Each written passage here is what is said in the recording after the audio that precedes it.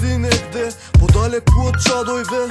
Не сакам ја овде да се разболем. Тетово, Апин смо град најзагаден. Ја немам бел троп, ми се зацрни братче. Не мора ни да дувам више, све како сум парче. Дај да бегам од градов, нека иде малет да искулирамо малце. Било шапка, било кале, зашто погледот горе е подруг. Не дишимо отров, строго чист воздух. Ова е дел од песната на рап групата Говеда насловена Апин Смог, со која младите тетовци го искажуваат револтот од постојаното загадување на воздухот и тоа што институциите не превземаат ништо за надминување на состојбата. Членовите на групата, претежно млади и на околу 25 години, велат дека песната ја направиле бидејќи првенствено како сите останати се загрижени за своето здравје. Поттикнати бевме од тоа, од средината кај што се наоѓаме и условите на живот што ги имамо за поглед на хигиена и на екологија, ама ете, поради лошите услови ми ја направивме оваа песна за да поттикнеме малку поголема свест кај народов и кај одговорниве у градов што треба нешто да превзема за ова. Па све појќе и појќе сме загрижени за ова, пошто еве како што гледам задњо, Тетово е прв у свет за загадување.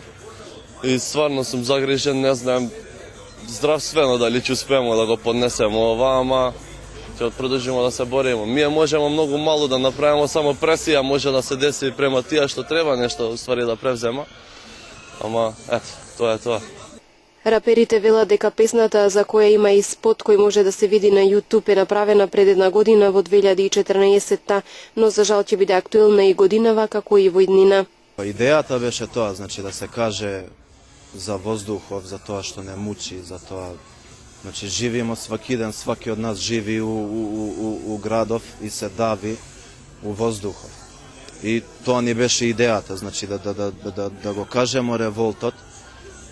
Се надевавме дека ќе дојде до некого и дека нешто ќе се превземе, да појче луѓе да го слушна, мало да се свесне народов овдека дека треба и тие нешто да превзема, пошто ние колку што можеме, например, прајамо за да допре до некого да се направи нешто ова, пошто стварно крајно време е нешто да се направи, пошто свите живиме у ова, свите се давиме у ова и као сваки нормален човек сакам да живим, кој ќе излезем да ми е убаво, значи да дишим чист воздух.